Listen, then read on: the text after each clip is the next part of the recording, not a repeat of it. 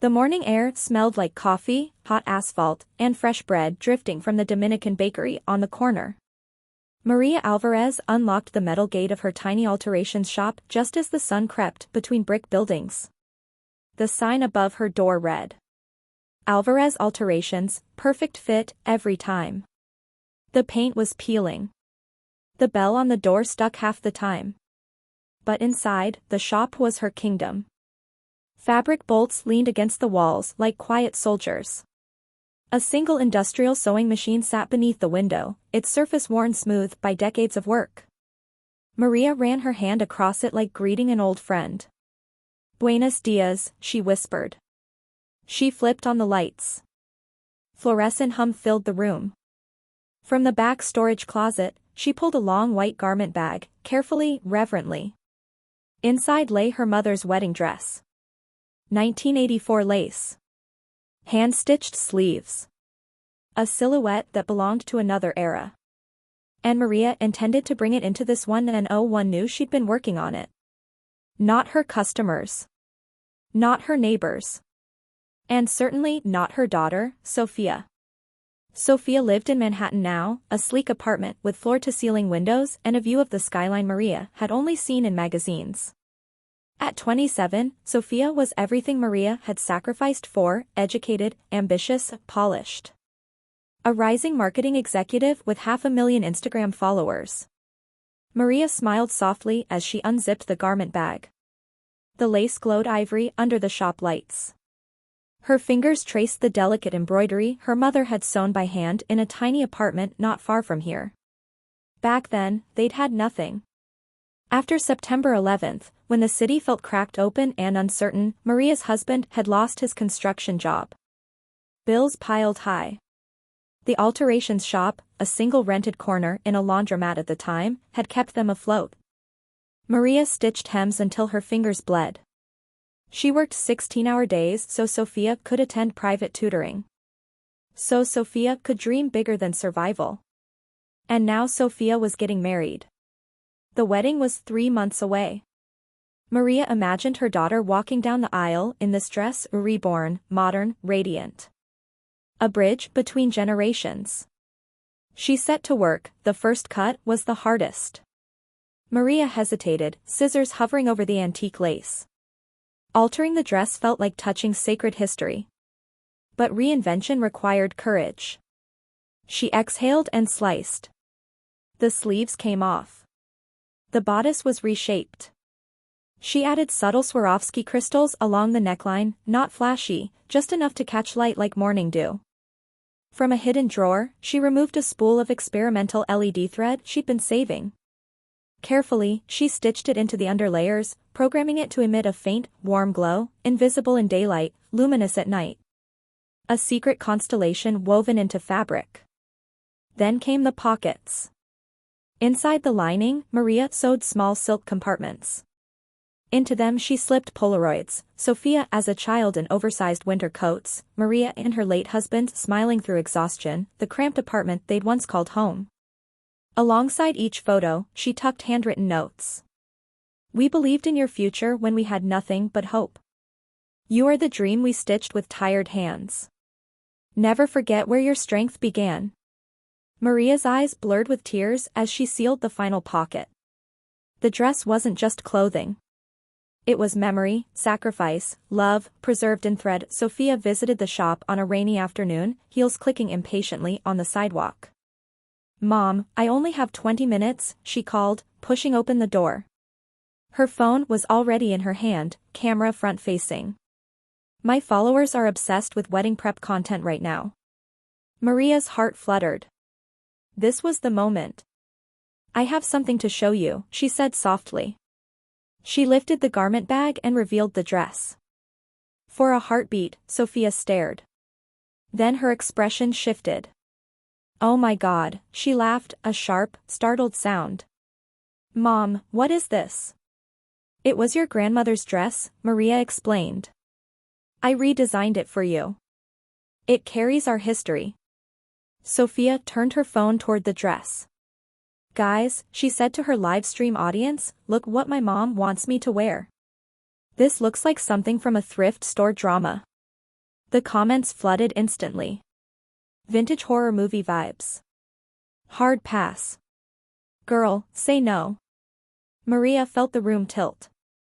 Sophia, she whispered, mortified. Please. I appreciate the thought, Sophia said quickly, already distancing herself emotionally. But I'm wearing custom couture. This isn't my brand. She dropped the dress back into the bag and, without malice, but with devastating carelessness, tossed it toward the trash bin. I gotta run, she added, kissing Maria's cheek distractedly. Love you. The bell jingled as she left. Silence crashed into the shop. Maria stood frozen, staring at the garment bag half spilling into garbage. Her chest tightened, not with anger, but with a grief so deep it felt ancient. Slowly, she retrieved the dress.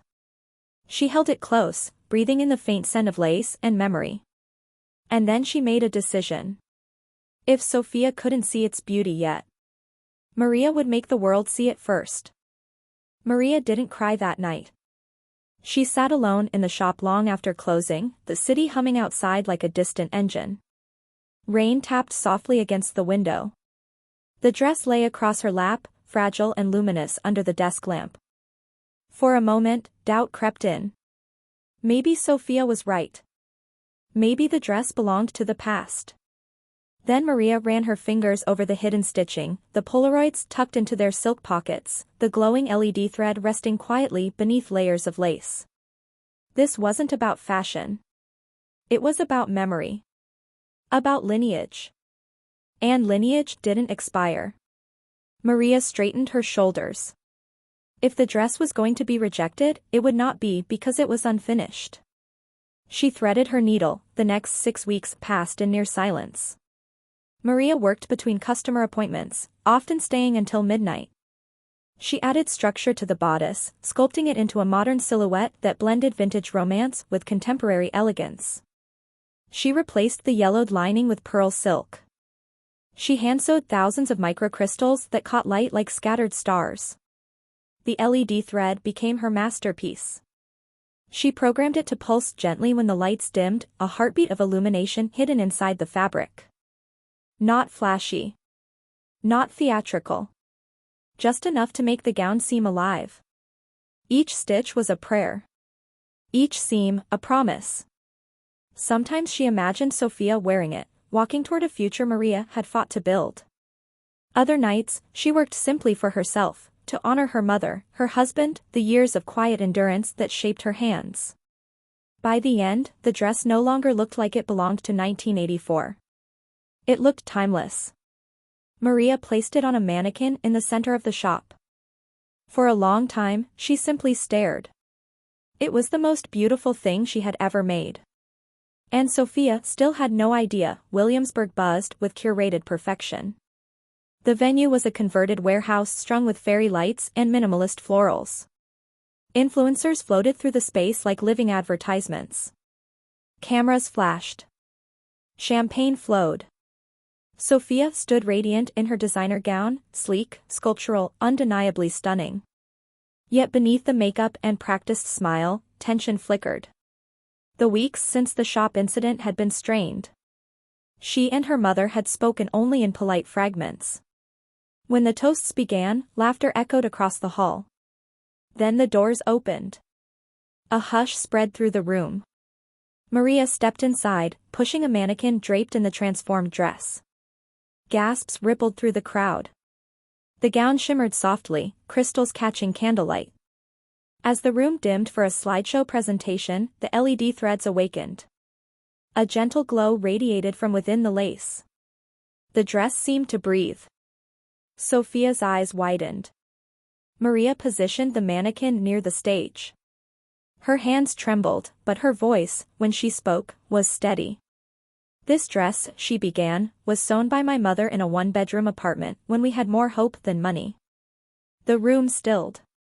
Maria reached into a hidden pocket and withdrew a Polaroid. She held it up, a younger Sophia perched on her father's shoulders, both laughing. We survived difficult years, Maria continued. After tragedy shook this city, after work disappeared and fear settled in our bones, we stitched a future anyway. Every thread in this dress carries that story. She read one note aloud. We believed in your dreams before you knew how to dream them yourself. Sophia's breath caught. The audience, strangers, influencers, friends, leaned forward, transfixed. Phones rose instinctively, capturing the moment. Tears glistened in unexpected eyes. Maria turned toward her daughter. This was never about fashion, she said softly. It was about remembering that success is built on invisible sacrifices. And love is the fabric that holds everything together. Silence followed. Then applause erupted, not polite, but thunderous. Sophia stepped forward, tears spilling freely. She touched the gown, fingers tracing its glowing seams. For the first time, she saw it not as an object, but as a testament. She looked at her mother, really looked. I'm sorry, Sophia whispered, voice breaking. I forgot where I came from. Maria opened her arms. They embraced beneath the shimmering lights, mother and daughter held together by years of unspoken devotion. The crowd cheered, but in that moment, the noise faded. Only the quiet rhythm of forgiveness remained. The video exploded before the cake was even cut. Guests were still wiping their eyes when phones began vibrating in unison. Clips of Maria's speech, the glowing dress, the trembling Polaroid, Sophia's tearful apology, spread across social media like wildfire. Within hours, millions had watched a mother stitch her life into lace and lay it bare before a room full of strangers. But the real transformation didn't happen online. It happened in the quiet car ride home. Sophia sat beside her mother in the back seat, still in her wedding gown, mascara faintly smudged. The city lights blurred past the window. For once, she wasn't checking notifications. Her hands rested in her lap, folded around one of the handwritten notes Maria had slipped into the dress. I didn't know, Sophia said softly. Not really.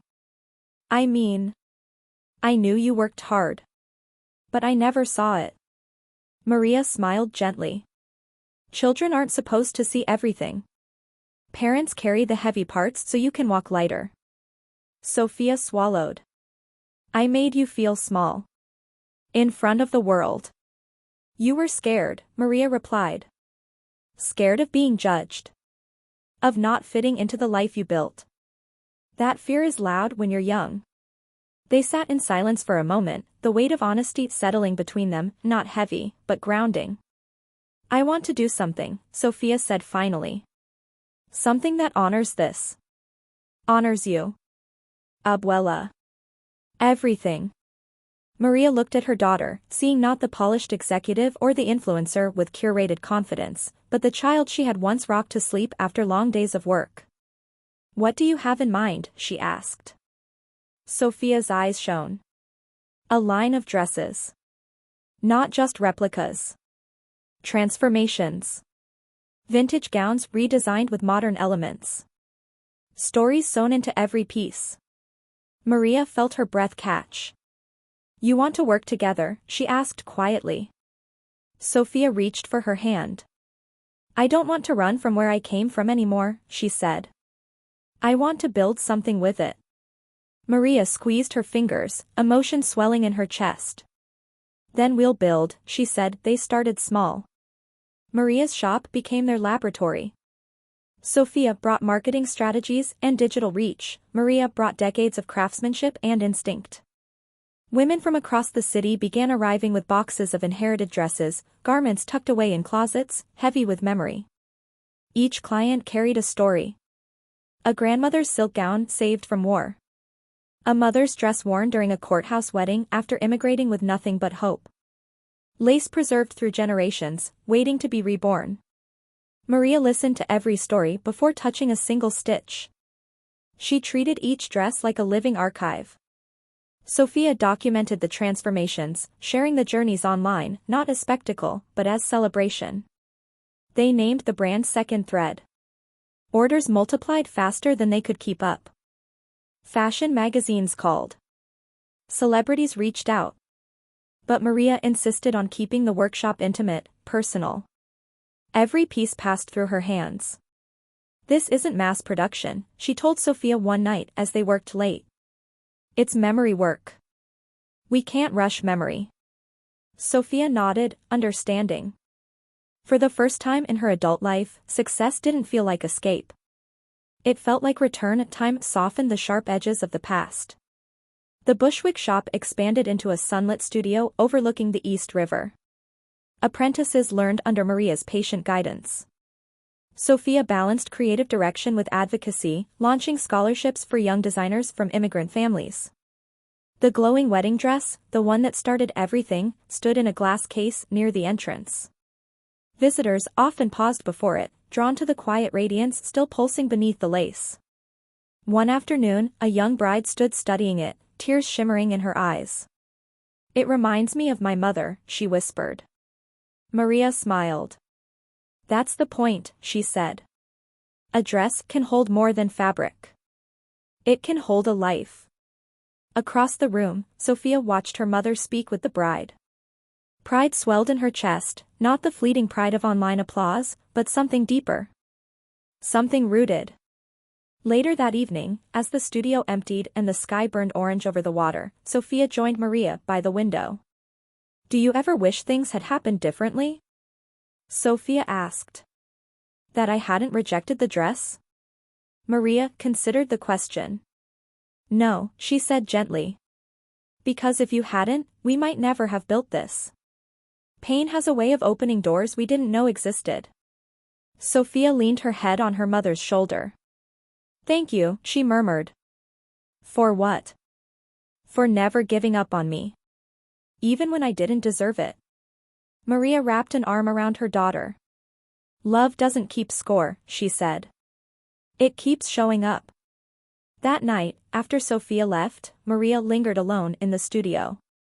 She approached the glass case and opened it carefully. The dress shimmered faintly in the dim light. She ran her fingers over the lace, feeling the echoes of every woman who had touched it, her mother, herself, Sophia. 3 generations bound by thread. Outside, the city pulsed with endless motion. Inside, the studio hummed with quiet fulfillment. Maria thought of the cramped apartment where her own mother had sewn the original gown, dreaming of a future she might never see. She wished, suddenly and fiercely, that her mother could stand beside her now. But in a way, she was here. In every stitch. Every crystal. Every glowing strand of hidden light. Maria closed the case gently and turned off the lights. As she stepped into the cool evening air, she felt a profound sense of completion, not an ending, but a continuation. The dress had carried their history forward. And now, through the hands of countless women who would wear redesigned pieces of their own pasts, that history would keep unfolding, luminous and unbroken. Maria walked home beneath the city's glow, her heart steady and full. For the first time in a long while, everything added up. And the threads she had spent a lifetime weaving stretched ahead of her, strong, radiant, and endless.